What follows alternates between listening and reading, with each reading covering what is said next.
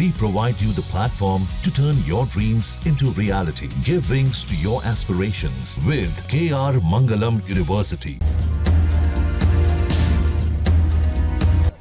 देखिए, मैं पहले ही कह चुका हूं कि पार्टी की जो राय होगी उसको मैं जरूर उसका मैं पालन करूंगा, बट फिलहाल अभी इस पे और चर्चा होनी बाकी है।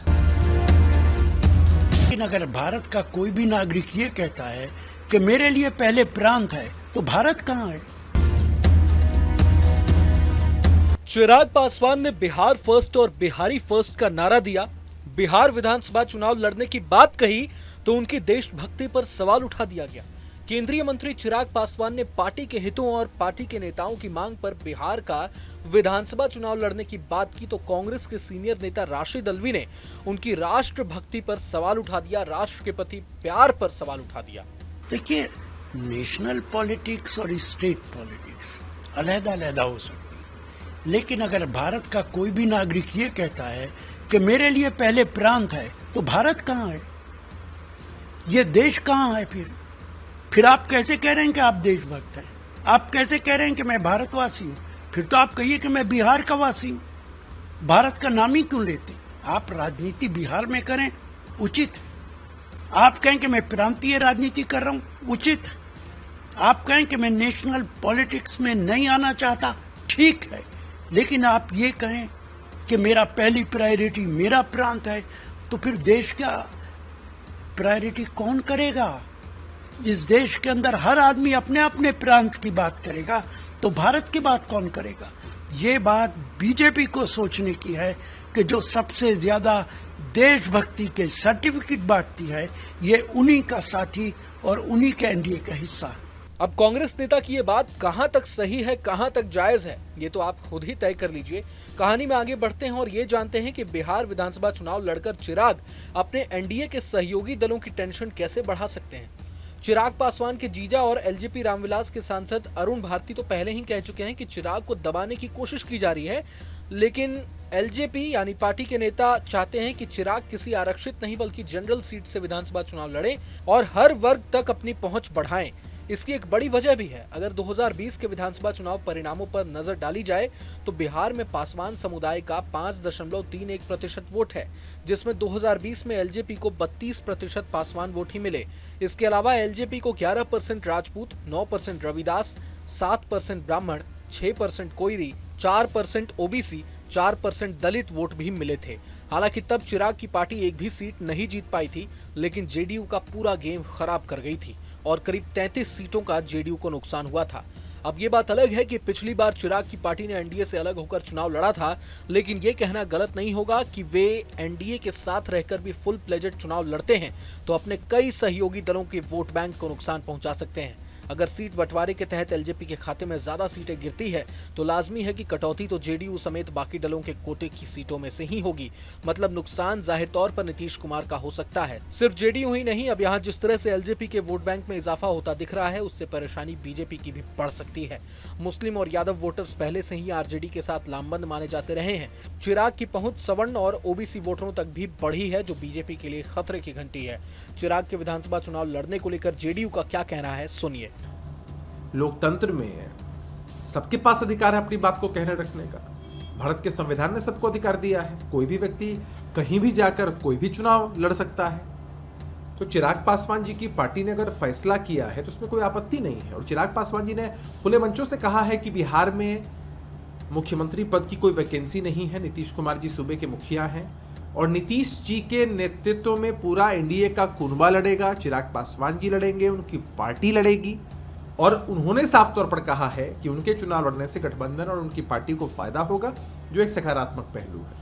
जानकारों का तो मानना है कि केंद्रीय मंत्री चिराग पासवान दबाव की राजनीति के माहिर खिलाड़ी हैं। उन्हें मालूम है कि अपनी भागीदारी की सीटें उन्हें शेर के मुंह में उंगली डालकर निकालनी होगी। असल में कहा जा रहा है कि लोजपा 50 सीटों पर चुनाव लड़ने की तैयारी कर रही है और ये तो चिराग पासवान भी जानते हैं कि इतनी सीटें लेना आसान नहीं है, क्योंकि जेडीयू पहले से ही 100 सीटों का गोटी सेट करके बैठी हुई है। इसलिए एलजेपी की तरफ से दबाव की राजनीति का पहला दांव तब खेला गया जब चिराग पासवान और तेजस्वी यादव की मुलाकात हुई, गर्मजोशी से बात भी हुई। यही नहीं, जब चिराग मीडिया से मुखातिब हुए तो उन्होंने लालू प्रसाद यादव के परिवार की जमकर प्रशंसा भी की और अब दूसरा दांव बिहार फर्स्ट बिहारी फर्स्ट के नारे के बैनर तले खुद के चुनाव लड़ने की बात की जा रही है। चिराग जानते हैं कि अगर उन्हें 20 से 25 सीटें भी मिलती हैं और लोकसभा की तरह उनकी पार्टी का अचीवमेंट 100% रहता है तो वे किंग मेकर की भूमिका में आ जाएंगे। मगर चिराग के चुनाव लड़ने से बीजेपी बिल्कुल भी परेशान नहीं दिख रही। बीजेपी नेता अजय आलोक तो कह रहे हैं कि चिराग को जिताने के लिए पूरा एनडीए खेमा मेहनत करेगा। सुनिए। तो ये तो एनडीए के लिए खुशी की बात है ना।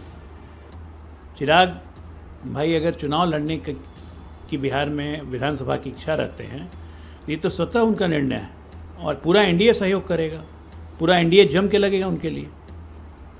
अब सवाल ये है कि चिराग किस सीट से चुनावी मैदान में खड़े होंगे। अरुण भारती ने तो पोस्ट कर बताया कि पार्टी चाहती है कि चिराग किसी आरक्षित सीट से नहीं बल्कि एक सामान्य सीट से चुनाव लड़ें, ताकि ये संदेश जाए कि वे अब सिर्फ एक वर्ग नहीं बल्कि पूरे बिहार का नेतृत्व करने के लिए तैयार हैं। अनुमान लगाया जा रहा है कि चिराग पासवान पटना, दानापुर या हाजीपुर में से किसी एक सीट पर उतर सकते हैं। हालांकि अभी इस बात की आधिकारिक पुष्टि नहीं की गई है। पूरे मसले पर अरुण भारती का क्या कुछ कहना है, सुनिए।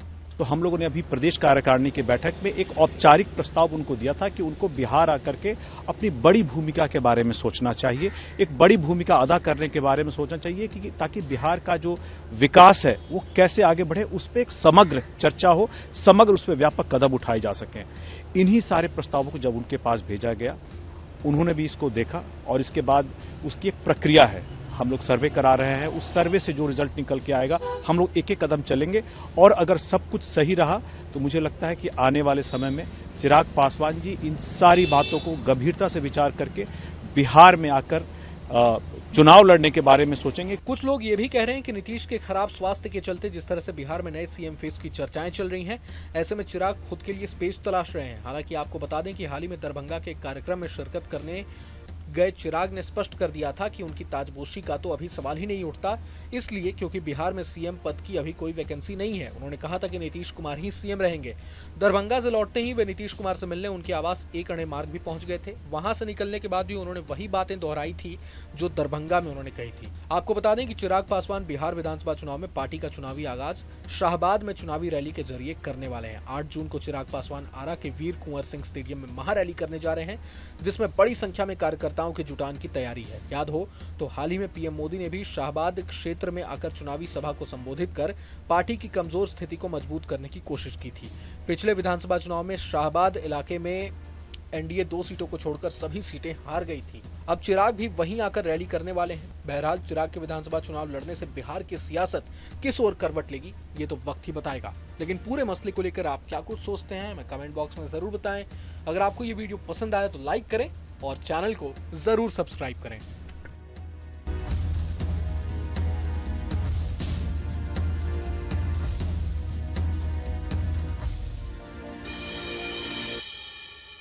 जहाँ भक्ति है हर शब्द में, कथाओं में छुपे हैं दिव्य रहस्य और ज्योतिष देता है जीवन को दिशा। धर्म से जुड़ी हर बातों को जानने के लिए हमारे चैनल स्तुति को सब्सक्राइब करें। चैनल पर जाने के लिए इस लिंक पर क्लिक करें।